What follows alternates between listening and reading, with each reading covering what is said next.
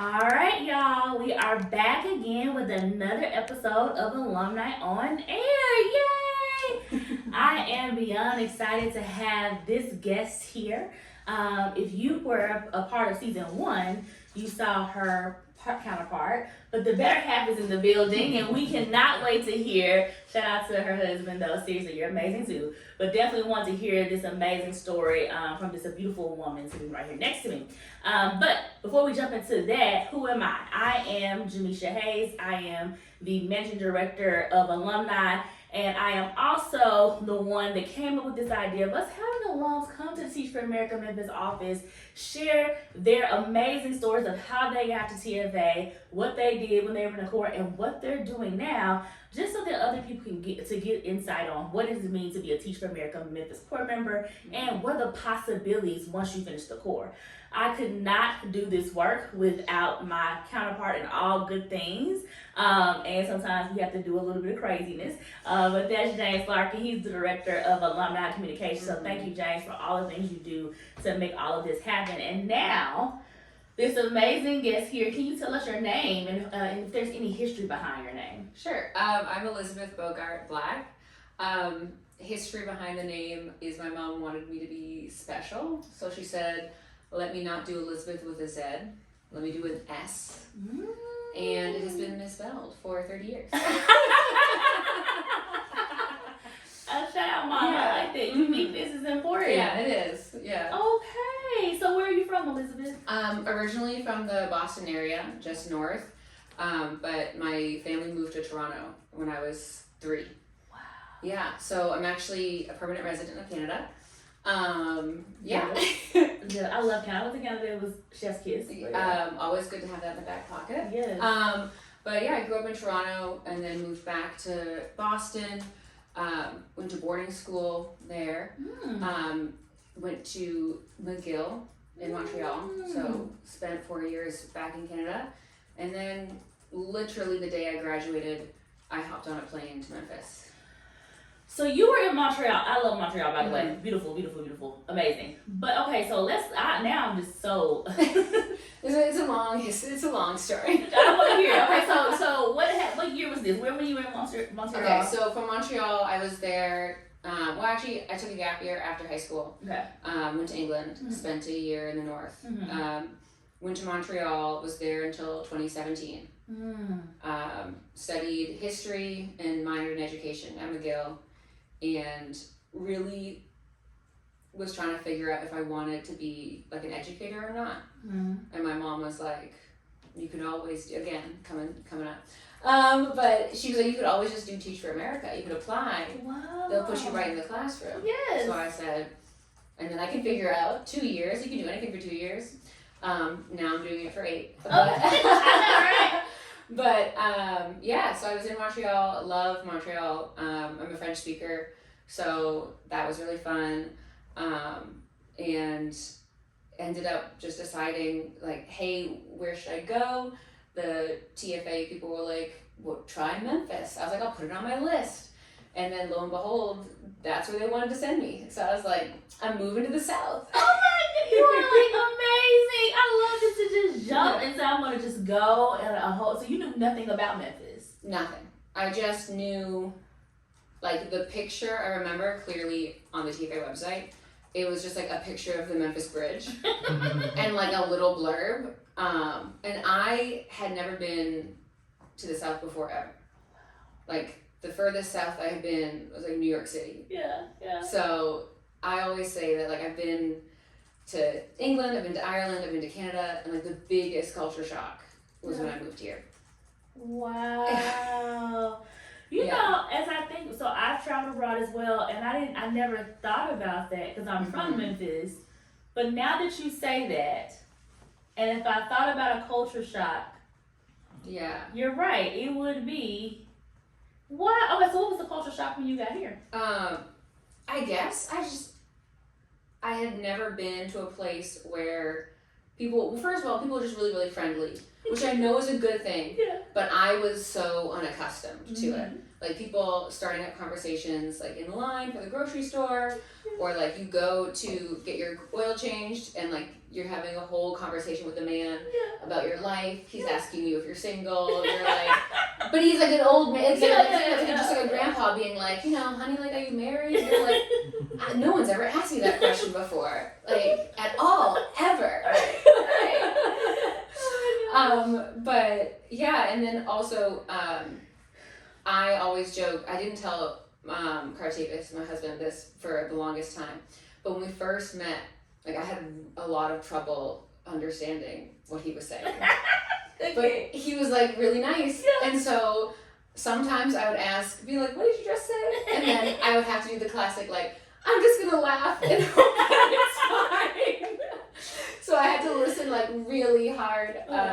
So definitely the accent too. Yeah. And then another thing, it was just a lot of, like, I am a lot of like Bible Belt influence that was also new to me. So, which I would welcome because it came from a good place, but I was also like, we're in a school building, right?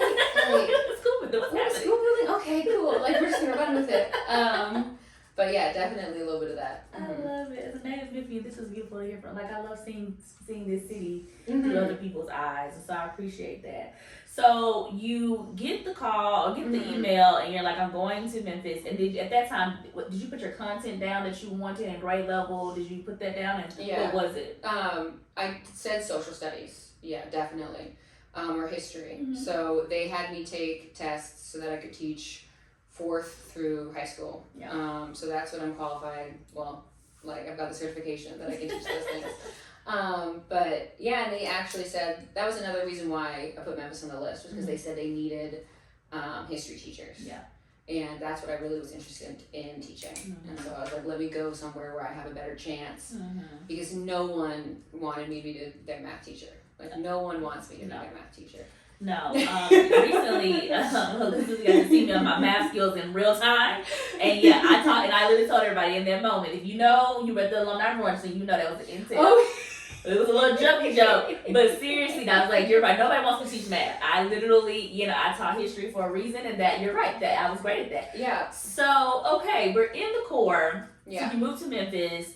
Did you move into University of Memphis and the dorms? Yeah. Okay, so tell me about the institute experience. And the institute experience is the 6-week training that you get prior to actually getting into your fall placement, where you're going to be for the next 2 years. Well, first, so I had to hop on that plane right from graduation. Yeah. So I was 2 days late to institute, Wow. which I was really nervous about. But TFA was like, you can miss 2 days. These are your 2 days. And I was like, oh my God, like, I got to get there. And I didn't realize that they had switched the dorms. So I thought we were still at Rawls. Yeah. But actually at beautiful Centennial Place. Centennial Place, if you know, you know. Yeah, Centennial, yeah. But so I got there at like 10:30 at night, and I went to Rawls because that's where I thought I was supposed to be, and it was empty, like absolutely empty. I was like looking around. Finally, I was like, I had to post on the TFA 17 Facebook page, being like, I just arrived. Where is everyone? I was like, not only am I like 2 days late, now I'm gonna be the girl who posted on the Facebook that she doesn't know where anyone is. But I found Centennial. I got situated. I walk in, and I was actually in one of the suites because I'm vegan, so like they put me in a special suite just in case I wanted to like cook my own food. But I opted for I was not cooking. Let me just say, that was not happening. But yeah, so I walked in, I met some of my core members for the first time, and the next day at like 7:38, I was up walking around trying to find the psych building so we could have our first meeting. And I met a bunch of people, met Athena, and just jumped right into it. I think I definitely met James that day. James was my coach for 2 years. We had him twice. It was pretty special. That is special. James is special. We say, James, your life, you know.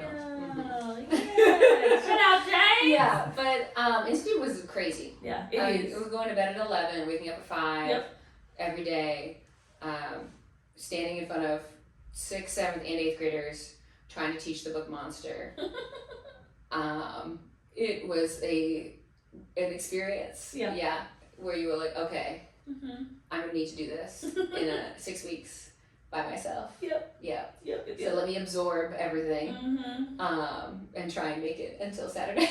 It's so funny. No matter who comes and sits in this seat, it's a similar. The face is always. I'm like remembering it, and I'm like, yeah, it was that tough. It's hard. It is. But it's not for the weak. But you make it through. You make it through there, and you make it through because of the people you're with. Yeah. What else do you think helps you get through it? Definitely found some really good friends right away. We planned a little 4th of July trip halfway through the institute, so that was really fun. We went to New Orleans. It was even hotter than Memphis, which also, the heat, talk about a culture shock. It was a physical body shock. We were in business casual every day. Yeah, we're in like 100-degree heat. Yeah, we're and I was just sweating all the time. But no, also like my coaches and my curriculum instructors, so I have Amber Triggs. Oh, shout out Amber. Yeah, and then alum. And James. I think I definitely know the first week after we had to teach, like, you know, you have like 3 weeks where you're learning, and then you go in and you teach at Institute. James called me on Saturday and he was like, "Are you okay?" And I was like, because I had a rough time in Institute.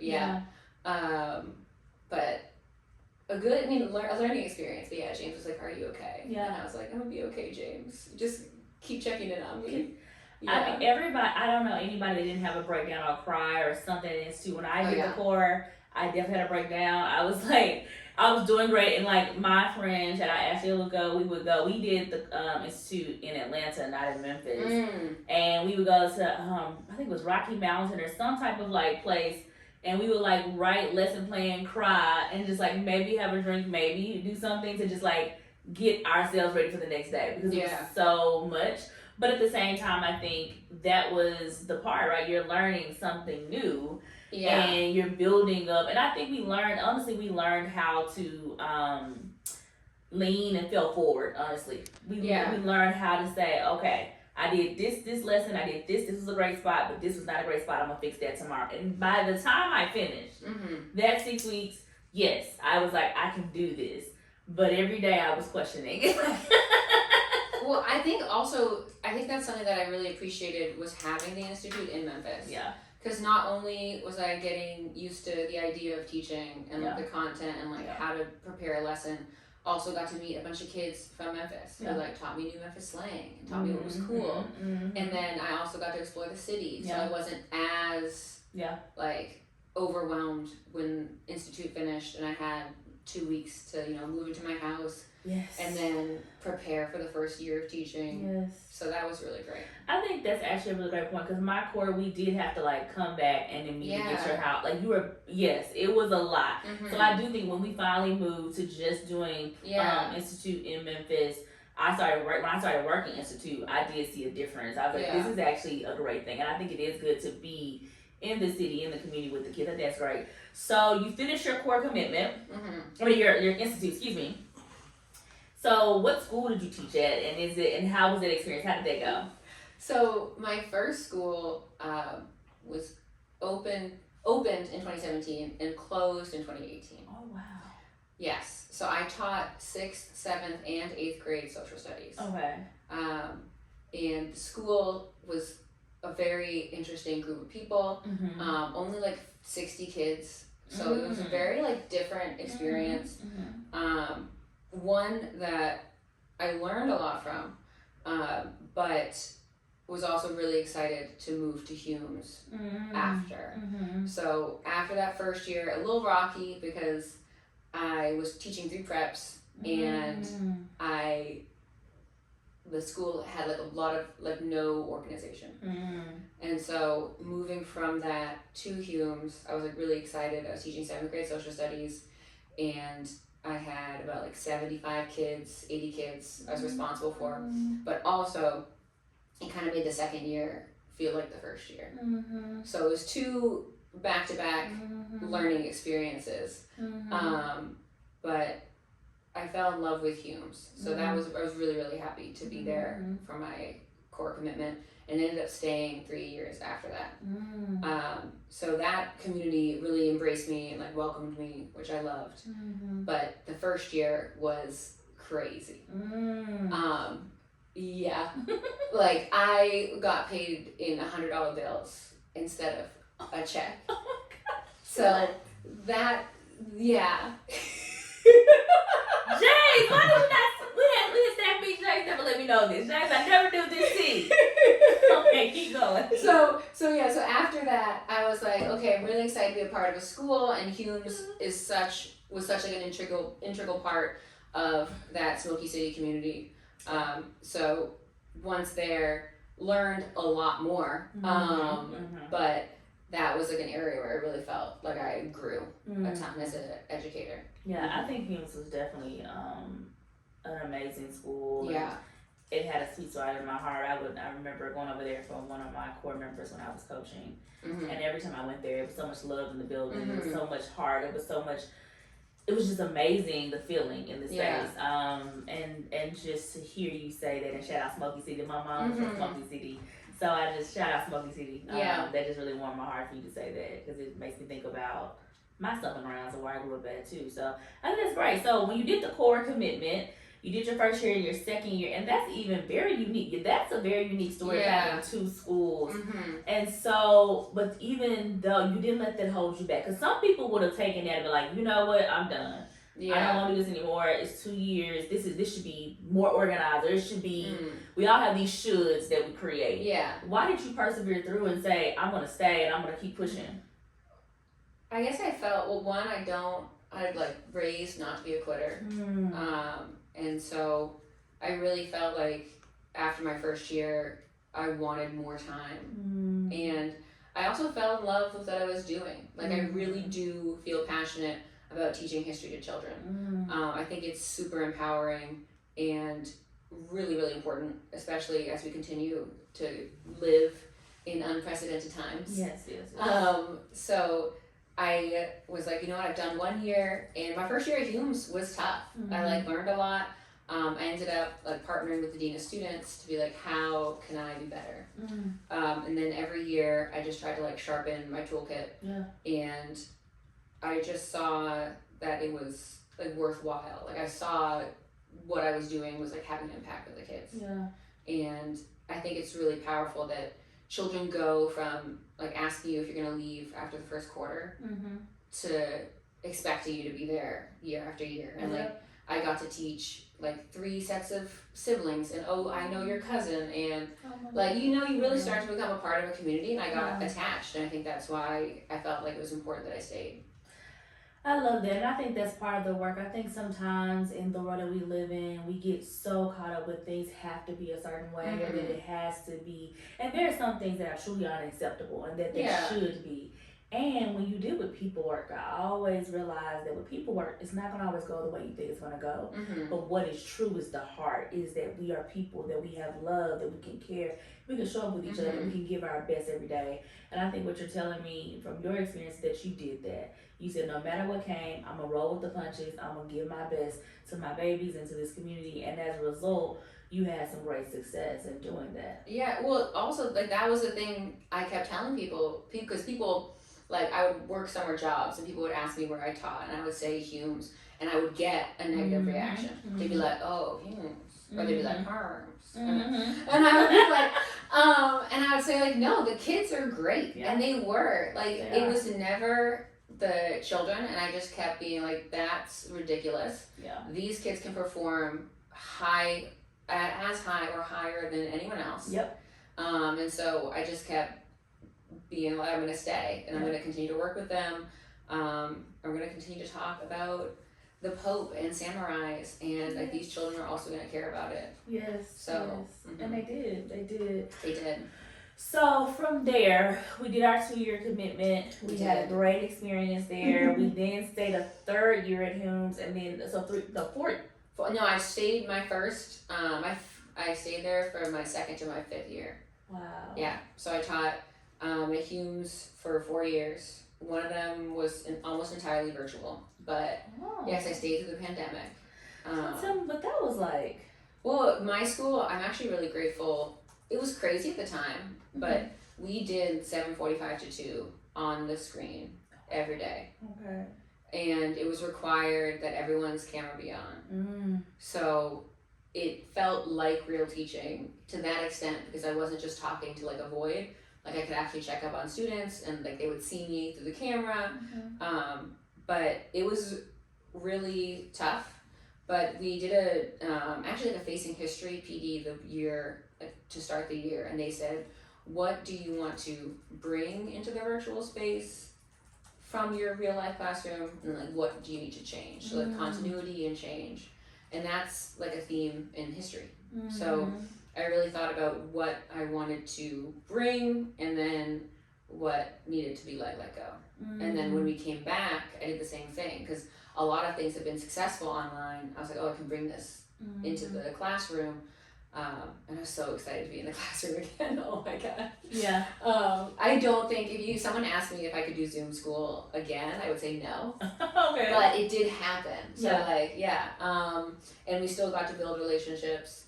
We used to play Mafia in what's that little game like Mafia where you're a ghost?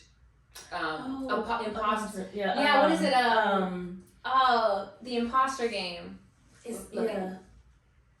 Among Us. Among Us. Yeah. So we used to like play, everyone would have, because the kids have their phones too. Yeah. So like everyone would get their phones and we'd play Among Us with the kids. Yeah.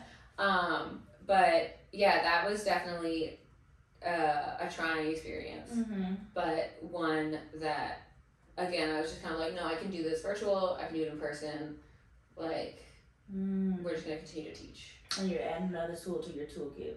Yeah. Oh, also like it very much helped that I was a young teacher who knew how to use a computer, because I became like a resource. A lot of people started reaching out, like, Miss Bogart, how do I do this on the computer? What is this thing? How do you screen grab? How do you do that? And that's so beautiful too, because I think it also allows us to remember that no matter what you do, and I don't care what field you're in, you have to continue to be a learner. But especially as a teacher, teachers have to be able to show and model learning, and be in it. I think that's so great. I think this is a great time for us to take a moment though of reflection when you talked about this idea of continuity and what are you going to bring from your life and what are you going to change.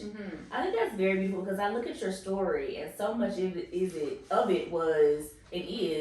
what am I going to bring with me? How much of Elisabeth am I bringing? But also I want to change, whether it be I'm going from Canada to now I'm going to England, and then I'm coming back to Canada, and then I'm going to jump into Memphis. But you still have been the same person, but you're stepping into change and constantly bringing you, but adding something else. I think that's so beautiful. So amazing. And I think that's something for us to pause and reflect on. So as you're looking right now, you're taking a moment, think about that. What do you want to bring? What do you want to continue to happen in your life and flourish in your life? What do you want to continue to bring to your life? And then what do you want to change? You're going to come back and hear more about this alumni experience and get some words of advice. See you soon.